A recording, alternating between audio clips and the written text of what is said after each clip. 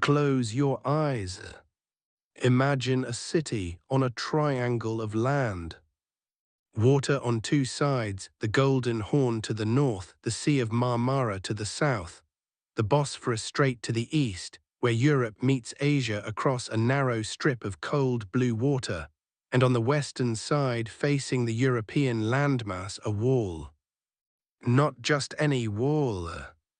The Theodosian walls, built in the 5th century by the Emperor Theodosius II, 4 miles of layered fortification, an outer wall, a gap, an inner wall, and behind it all the city, towers every 50 yards, gates of iron and oak, a moat in front, dry now in places but still an obstacle. For 1,000 years these walls had held.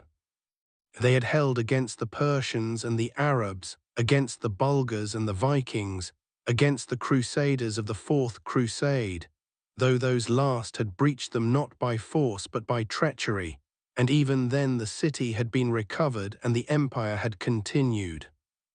1,000 years of sieges, 1,000 years of the walls holding.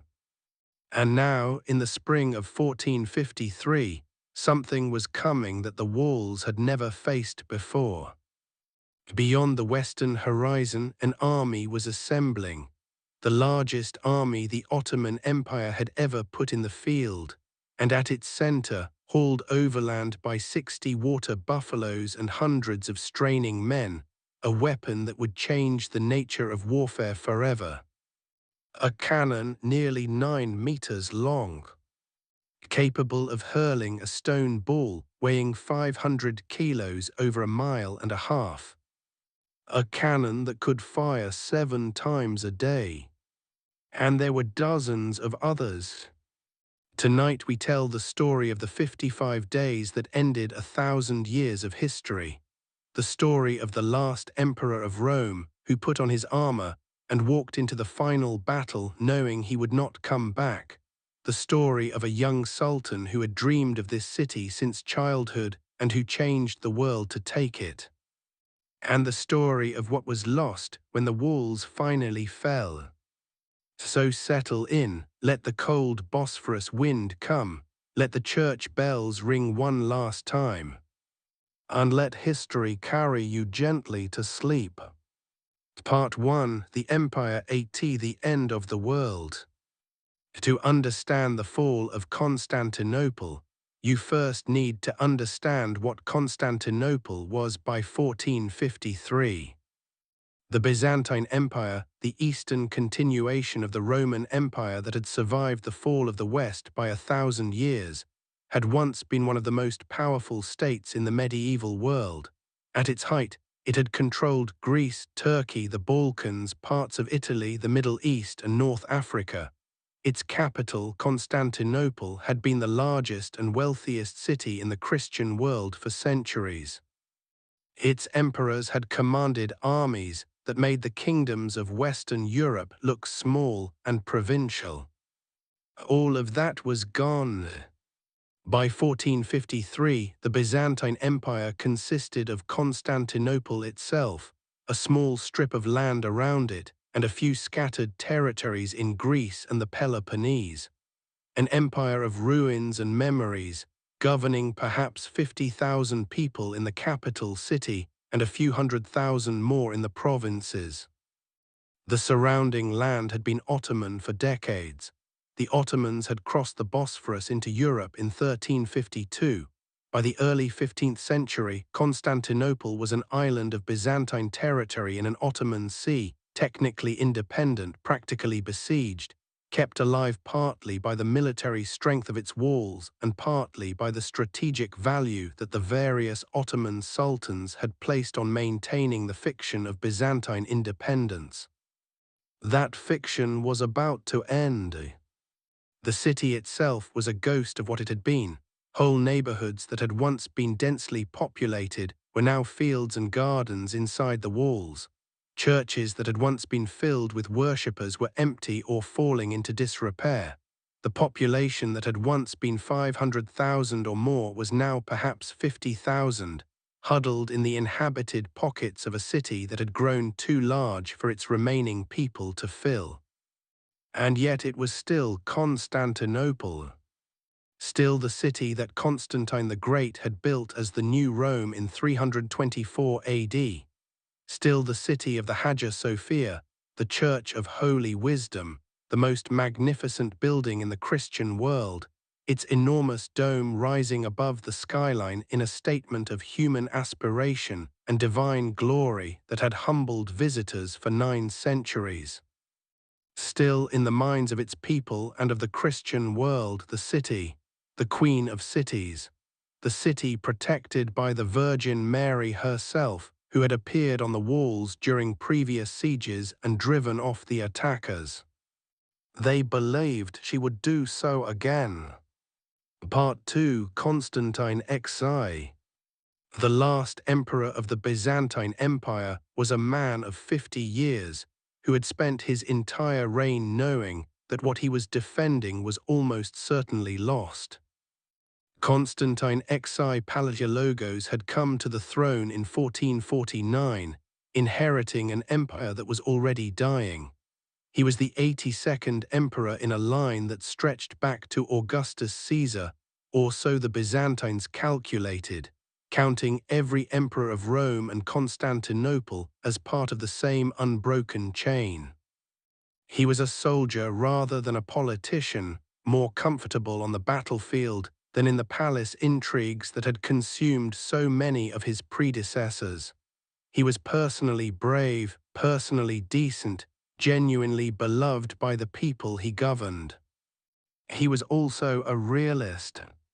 He knew what was coming. He had watched the Ottoman Empire expand under a succession of capable sultans. He had watched his own empire shrink. He understood that without massive military assistance from Western Europe, from the Pope, from Venice, from Genoa, from the kingdoms of France and Hungary and the other Christian powers, Constantinople could not be held against a determined Ottoman assault. He spent the years before the siege begging for that assistance. He wrote letters to the Pope.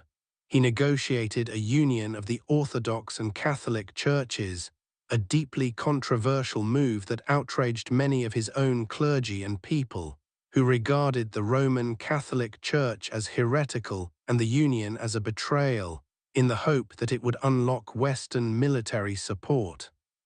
The support did not come. Some individual soldiers and sailors came, brave men from Venice and Genoa and Catalonia, who chose to fight for a city they believed deserved to be saved, perhaps 7,000 total. Along with Constantine's own forces, they would defend the walls against what was coming. 7,000 men against an Ottoman army of between 60 and 80,000. Constantine XI knew the mathematics. He stayed anyway. Part 3: Mehmedi. The man who would destroy the Byzantine Empire was 21 years old. Mehmed II had become Sultan of the Ottoman Empire for the second time in 1451. He had briefly held the throne as a child before being set aside in favor of his father Murad II, then reclaimed it at 19 when Murad died. He was, by any measure, extraordinary. He was deeply educated. He spoke 6 languages, studied philosophy and theology and military science with equal enthusiasm, read the classical histories of Greece and Rome in the original languages. He was fascinated by the ancient world, by the heroes and conquerors of antiquity. He read about Alexander the Great with the same hunger that Alexander had read about Achilles. And he was obsessed with Constantinople.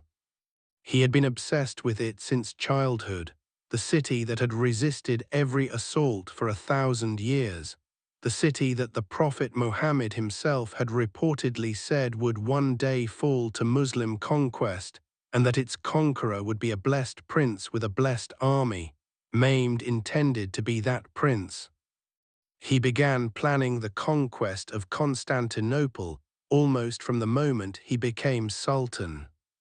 He built a fortress on the European side of the Bosphorus, Rumeli Hisari, the throat cutter, directly across from an existing Ottoman fortress on the Asian side, effectively closing the strait to Byzantine shipping. When a Venetian ship tried to pass without permission, it was sunk and its crew beheaded. The message was clear. He commissioned the cannon. Urban, a Hungarian engineer who had first offered his services to Constantine XI, who could not afford to pay him, came to Maimed with a proposal. He could build a cannon larger than anything that had ever existed, a cannon that could shatter the walls of Constantinople. Maimed asked if it could breach the Theodosian walls. Urban said it could shatter the walls of Babylon itself. Maimed hired him immediately. The cannon that Urban built was nearly 27 feet long, with a barrel 2.5 feet in diameter at the front end. The bronze of the cannon was 8 inches thick. It was capable of hurling more than 1,300 pounds of material through the air for a distance of more than a mile. It was hauled overland by oxen and 200 men. Maimed watched it being tested outside Edirne. The sound of the shot was heard from miles away. The stone ball buried itself 6 feet into the earth where it landed. He smiled. Part 4: The Walls and the City. Before the armies arrived, let us spend a moment in Constantinople itself. Walk the streets in the days before the siege began. Understand what was about to be lost. The Hagia Sophia first, built by the Emperor Justinian in the 6th century, completed in 537 AD, it had been the greatest church in Christendom for 900 years. Its dome, 31 meters across, rising 55 meters above the floor, appeared to float, suspended from heaven by a chain of light. The effect was achieved by a ring of 40 windows at the base of the dome, flooding the interior with light in a way that seemed to dissolve the solidity of the stone. Justinian, when he first saw it completed, reportedly said, "Solomon, I have outdone thee," a reference to the great temple of Jerusalem. The mosaics on the walls depicted Christ and the Virgin and the saints in the Byzantine style, flat, hieratic, the figures removed from natural proportion to suggest their transcendence of the physical world.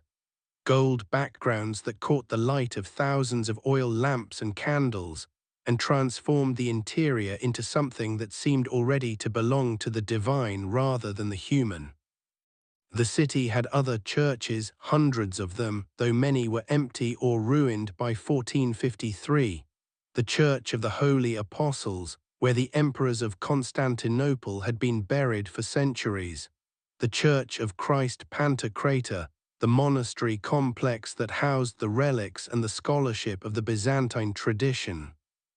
The Hippodrome, where for centuries the chariot races had drawn the crowds of Constantinople, where the great bronze horses that would eventually end up in Venice had once stood, empty now, the racing long since stopped, the monuments still there but the life drained out of them. The palace complex, vast and half-ruined, where emperors had governed the Roman world for 1,000 years. And everywhere the evidence of a city that had once been enormous and was now small, gardens growing where streets had been, silence where there had been noise, absence where there had been presence. Constantine XI walked these streets in the months before the siege. He knew them all. He had grown up with the stories of what they had been. He was governing the memory of an empire as much as the empire itself. Part 5: The Preparations. As winter turned to spring in 1453, both sides prepared. Inside Constantinople, Constantine organized the defense with the resources available to him. He distributed his small force along the walls, his own Byzantine troops and the contingents of Venetian and Genoese volunteers who had come to fight. He appointed the Genoese condottiere Giovanni Giustiniani Longo as commander of the land walls, an excellent choice. Giustiniani was experienced, energetic, and capable of the kind of inspiring tactical leadership that defenders needed. A Venetian named Bartolomeo Soligo prevented ships from entering the inner harbour by pulling a chain across the entrance of the Golden Horn. This heavy chain, supported by wooden floats, blocked the narrow entrance to the harbour on Constantinople's northern side, protecting the sea walls from naval assault. The defenders repaired sections of the Theodosian walls that had deteriorated. They stockpiled food and weapons. They prayed. Outside, Maimed was assembling his army with the methodical thoroughness that characterized everything he did. Every night he took up pen and paper, drew sketches of the city and walls, and showed the experts where to place the cannons. He even marked where the barricades were to be made and where to place the ladders. He determined where the trenches before the walls would be crossed. He examined everything in detail and worked on new inventions. The Ottoman navy, consisting of triremes, biremes, galleys, longboats, barges, sloops, and cutters, began to assemble near Constantinople in the winter of 1453. By early April, everything was in place. On April 2, 1453, Constantine XI, Emperor of the Romans, stood on top of the battlements of Constantinople, watching as the mighty Ottoman army of Sultan Mehmed II approached his capital. He watched the army spread across the horizon. He counted the cannon. He understood what he was seeing. He went back inside his walls and prepared to fight. Part 6. The cannon opens fire. On April 5th, Mehmed sent a formal demand for surrender to Constantine XI. He offered generous terms. The lives and property of the inhabitants would be respected. Constantine could leave with his family and his treasury. The city would be taken peacefully. Constantine did not reply. On April 6th, the attack began. The sound of Urban's great cannon firing for the first time against the walls of Constantinople was unlike anything the defenders had heard before. The stone ball, weighing 500 kilograms, struck the outer wall with a force that shook the ground. Sections of the ancient masonry crumbled. The Byzantines stared at the damage. Then they went to work repairing it through the night. This became the rhythm of the siege. During the day, the Ottoman cannon fired. Sections of the wall crumbled. At night, the Byzantine defenders worked by torchlight to fill the gaps with earth and timber and whatever they could find, rebuilding what had been destroyed in time for the next day's bombardment. It was exhausting, it was extraordinary, and for weeks it worked. The largest cannon was 9 meters long with a gaping mouth 1 meter across. Already tested, it could fire a ball weighing 500 kilos over 1.5 kilometers. So mammoth was this cannon that it took an awfully long time to load and cool it so that it could only be fired 7 times a day.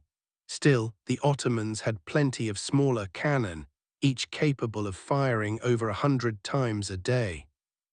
The cumulative effect was devastating. Section by section, the Theodosian walls, which had resisted every assault for 1,000 years, were being reduced. But the defenders repaired, and the defenders held. Part 7. The chain and the ships. Maimed had a problem. The chain across the Golden Horn was preventing his navy from entering the harbour on Constantinople's northern side. His ships could bombard the sea walls of the Marmara coast, but the chain meant the northern walls were effectively unattackable from the water. He needed to get his ships inside the Golden Horn. He could not break the chain, it was too heavy, too well protected. So he went around it. Mehmed II ordered his ships to be transporting overland on greased logs to bypass the chain blocking the Golden Horn. In one of the most extraordinary logistical feats of the medieval world, Ottoman engineers constructed a road of greased wooden logs over the hill to the north of Constantinople. and hauled 70 or 80 ships, complete with their rigging and their cannon, overland, from the Bosphorus to the Golden Horn. It was done in a single night. The defenders woke the next morning to find an Ottoman fleet inside their harbour. The shock was profound. What they had believed impossible had happened. The northern sea walls, which had been lightly defended because the chain was supposed to make them secure, were now under threat. Constantine was forced to thin his forces even further, spreading the already desperately inadequate defenders across an additional section of wall. An attempt to destroy the Ottoman ships in the Golden Horn, a night raid by fireships, failed when the Ottomans were warned in advance and counterattacked. The noose was tightening. Part 8, the 55 days. The siege continued through April and into May. Inside Constantinople, the mood was complex. There was fear, of course there was fear, but there was also something that the ancient sources describe with genuine admiration, a kind of stubborn, collective dignity, a refusal to collapse. Constantine moved continuously along the walls, inspecting the defences, encouraging his men, making decisions with the calm authority of someone who had accepted his situation completely. The Venetian and Genoese volunteers fought alongside the Byzantine troops with a professionalism and a courage that surprised even themselves. Giustiniani, commanding the land walls, was everywhere, directing repairs, organizing sorties, maintaining the discipline and the morale of men who were exhausted and outnumbered, and who could see day by day the walls that protected them being eaten away. There were moments of hope. A small fleet of Christian ships, 4 vessels carrying grain and soldiers, fought their way through the Ottoman naval blockade in mid-April and reached Constantinople.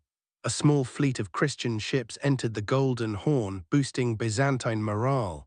The sight of the ships making it through, the Ottoman fleet failing to stop them despite overwhelming numerical superiority, gave the defenders a burst of encouragement. But the mathematics did not change. Every night the defenders repaired the walls. Every day the cannon fired again. The gaps grew wider, the rubble piled higher, the men became more tired. And Western Europe did not come. The ships and soldiers that Constantine had begged for, that the Pope had promised, that the Christian kingdoms had pledged, they did not arrive. The 100 Years' War had exhausted France and England. Hungary was managing its own threats. Venice sent some ships but not enough. Genoa sent individuals but not armies. Constantinople faced the greatest military force in the region, essentially alone. Part 9, the final days. By mid-May, the situation inside Constantinople was desperate. The Theodosian walls had been damaged in multiple places. The makeshift repairs, earthen banks and wooden palisades filling the gaps where the stone had been were holding, but barely. Giustiniani's men were exhausted beyond the normal meaning of the word.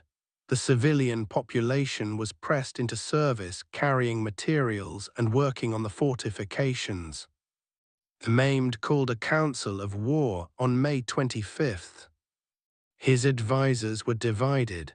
Some argued for continuing the slow, methodical bombardment. The walls would eventually be breached completely. The city would fall without the enormous casualties that a direct assault might cost. Others argued that the siege was already lasting longer than planned, that his army's morale was beginning to suffer, that a decisive assault was needed. Maimed decided on the assault. He offered his army extraordinary rewards, 3 days of plunder after the city fell, the traditional right of a victorious army, and a powerful incentive for men who had been sitting in siege lines for 7 weeks. He set the date for May 29th. Inside Constantinople, Word somehow reached the defenders that a final assault was coming. The night of May 28th to 29th was spent in remarkable fashion. Constantine XI gathered his court, his commanders, the Venetian and Genoese captains, the clergy, and spoke to them. The ancient sources preserve his words, or something like them, a speech of remarkable dignity and clarity. He spoke of the honor of defending the city. He asked forgiveness of anyone he had wronged. He embraced them. Then the bells of the Hagia Sophia began to ring. The great church was opened. A service was held, perhaps the last Orthodox Christian service ever held in the Hagia Sophia. Constantine XI received communion. He put on his armor. He went to the walls. Part 10. The final assault. In the small hours of May 29th, 1453, Mehmed launched his attack. The land assault commenced with a cannon barrage that lit up the dark sky. The first assault was made by the Sultan's Christian conscripts, followed by several waves of irregulars, while the navy attempted to scale the sea walls with ladders. The irregular troops, the Bashi Bazouks, volunteers and mercenaries, came first. They hit the damaged sections of the walls, climbing over rubble, fighting in the gaps. The defenders threw them back. Again. The irregular troops took heavy casualties but kept coming, weakening the defenders, forcing them to expend energy and ammunition. Then Mehmed sent in the Anatolian regular troops, better trained, better equipped. They hit the walls hard, they were thrown back. And then disaster. Giustiniani was wounded. The exact nature of the wound is debated. A gunshot through his armor, some sources say. Whatever it was serious enough that Giustiniani asked to be taken off the walls. Constantine begged him to stay. The defenders needed him. His presence was holding them together. Giustiniani could not stay. He was carried to a ship. He died a few days later on the island of Chios. When the defenders on the land walls saw their commander being carried away, some of them broke. A panic began. Men left their positions. And at that moment, possibly through treachery, possibly through the chaos of the battle, possibly simply through the accumulated weight of 7 weeks of bombardment, a small gate in the walls was found open. It was called the Kirka Porta, a small postern gate used by sorties. Somehow, in the chaos of the night, it had been left unlocked. A group of Ottoman soldiers found it. They poured through. Within minutes, they were inside the walls, attacking the defenders from behind. The cry went up, "The city is taken, the Turks are inside." The defense collapsed. Part 11. The Last Emperor. Constantine XI heard the cry. He understood what it meant. The ancient sources describe what happened next with a brevity that is more powerful than any elaborate description could be. Legend has it that Emperor Constantine XI discarded his imperial regalia and courageously threw himself at the Turkish onslaught. He took off the purple cloak that marked him as emperor, he drew his sword, and he charged into the oncoming Ottoman soldiers. He was never seen again. His body was never definitively identified. Some sources say it was found in a pile of bodies and identified by the purple boots he wore, the distinctive footwear of the Byzantine emperor. Others say his body was never found at all. He was 53 years old. He was the 82nd and last emperor in the line that stretched back to Augustus Caesar, the line that had begun when Octavian stood over the ashes of the Roman Republic and declared himself the first citizen of the First Empire. That line, 1400 years of emperors, ended in the rubble of the Theodosian walls in the early morning of May 29th, 1453. Part 12. The Sack. The Ottoman soldiers poured into Constantinople. By the terms that Mehmed had offered his army, the traditional 3 days of plunder, the city was theirs to take. Many residents were enslaved, killed, or fled. The city was looted for 3 days before Mehmed restored order. The Hagia Sophia was filled with people who had taken refuge there, believing that God would protect them within the greatest church in Christendom. The doors were broken open.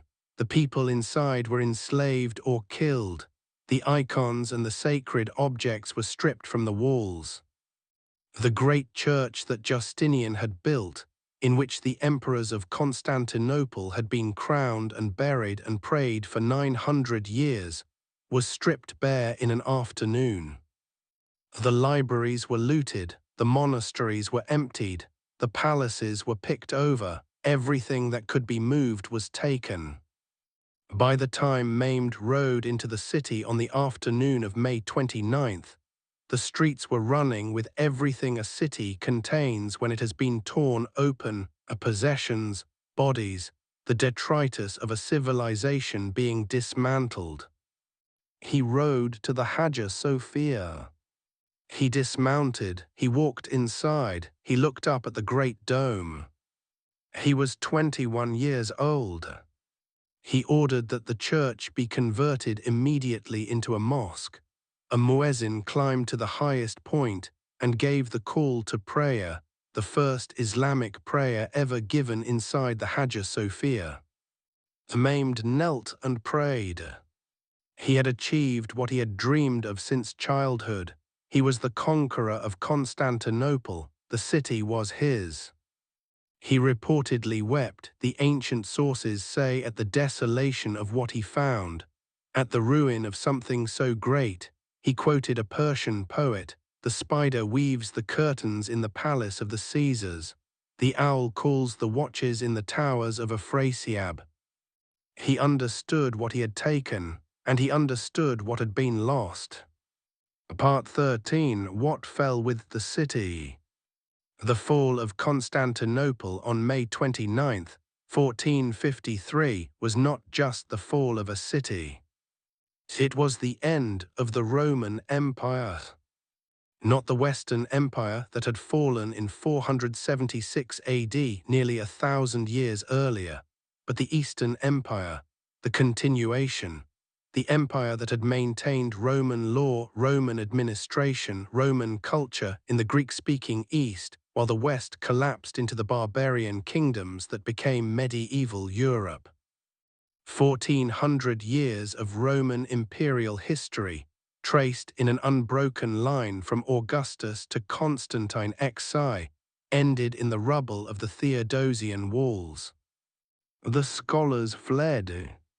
The fall of Constantinople sent a wave of Byzantine scholars westward, to Italy, to Venice, to Rome, to the courts of the Renaissance princes who were hungry for the classical learning that the Byzantines had preserved.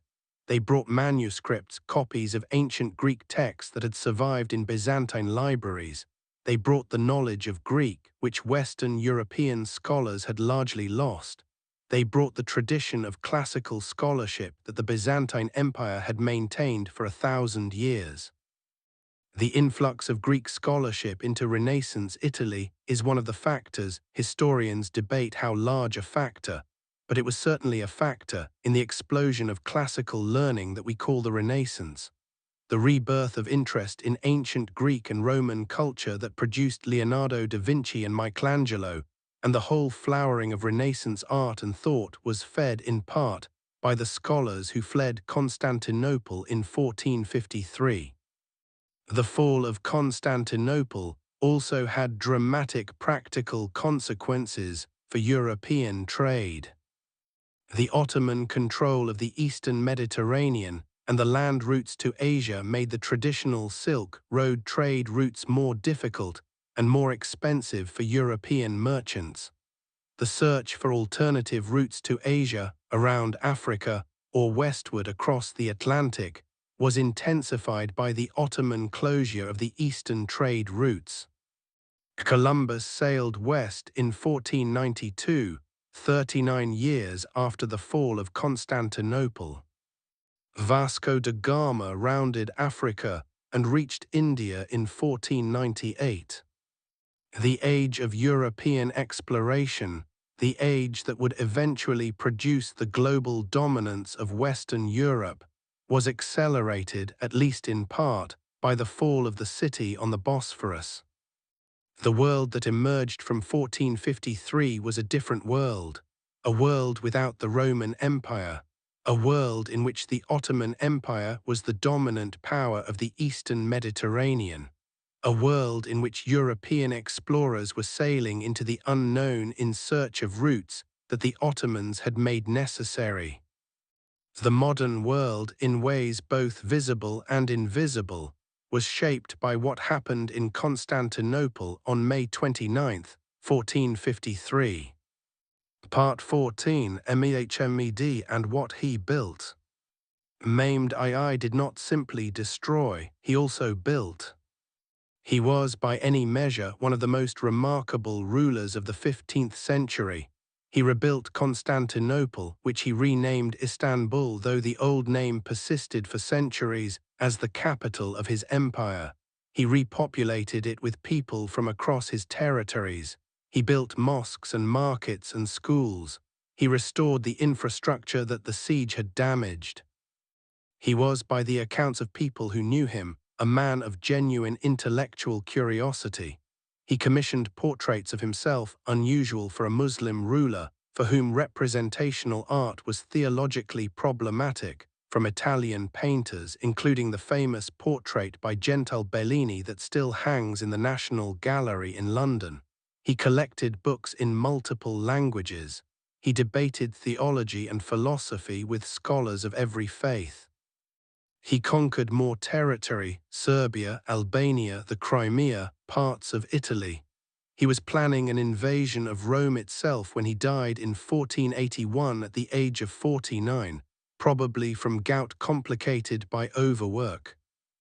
The Ottoman Empire he built would last until 1922.